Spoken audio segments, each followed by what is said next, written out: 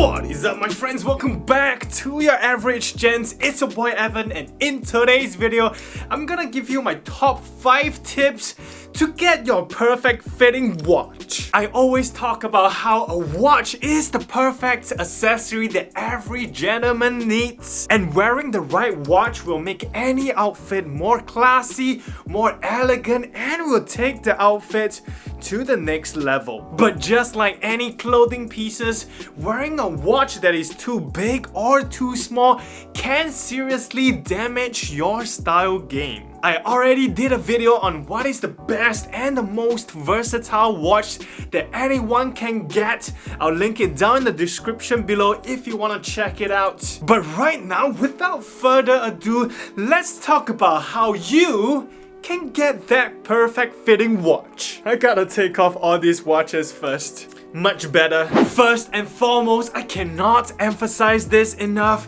You gotta be able to go to the physical store and try on the physical watch before pulling the trigger and getting the watch. Even if you plan to buy it online, if it is cheaper, which I'm all for, you still gotta go to the physical store and try it on first. Nothing is better than putting the watch on your wrist to see for yourself whether the watch fits your wrist. Now, after we get that out of the way, let's go on to tip number 2. Now, let's say you are already in the store and you have the watch right in front of you. Now you need to know exactly which part on your wrist your watch should be placed. First of all, you gotta know where is your wrist bone. Your wrist bone is the bone that is protruding below your wrist, and when you put on the watch, it should be behind the wrist bone, not in front of the wrist bone, not on top of the wrist bone, but behind your wrist bone. You don't want to wear it in front of your wrist bone because it will just restrict the movement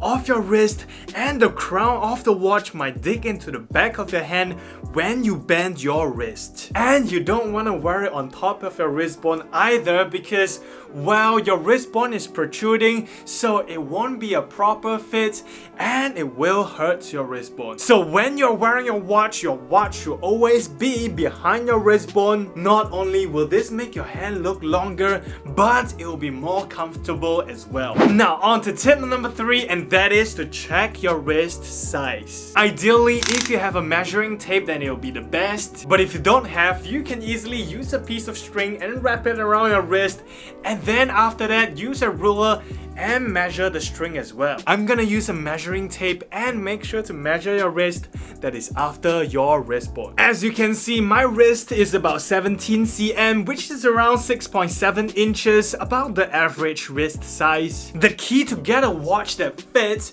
is to make sure that the watch is proportionate to your wrist size. Do not wear a large watch just because it is cool or it is popular, because wearing a large watch will make your wrist look very skinny and unproportionate. Now, after you get to know your wrist size, let's get on to tip number 4, and that is to know the measurements of the watch itself. The most common measurement of the watch is the diameter of the watch, which is here to here, literally the diameter. Normally, for an average wrist size, I wouldn't suggest wearing anything that is bigger than 42mm in diameter. Anything that is between 35 to 42mm should be good. As you can see, what I'm wearing is the Seiko SKX007.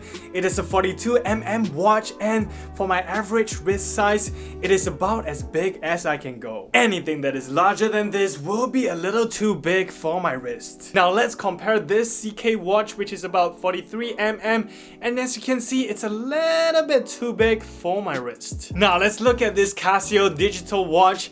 It is about 30 x 35 cm. It's a little bit too small for my wrist, but whatever, I like it. Other than the watch diameter, another measurement which is often overlooked is the lug-to-lug height of the watch. The lug-to-lug height of the watch is basically the height of the watch without any bracelet or watch strap. Although some watches have a small diameter, but they might have a very long lug, and some watches they may have a very big diameter, but they tend to have a very short lug as well. So you can't just look at the watch diameter alone when you are getting a watch. A general rule is that you shouldn't wear a watch that has the lug that extends over your wrist. Last but not least, tip number 5, and that is after you have put on that perfect watch that you have been wanting to get, you should be able to fit one finger into the watch strap or the bracelet. This is to make sure that the watch is not too tight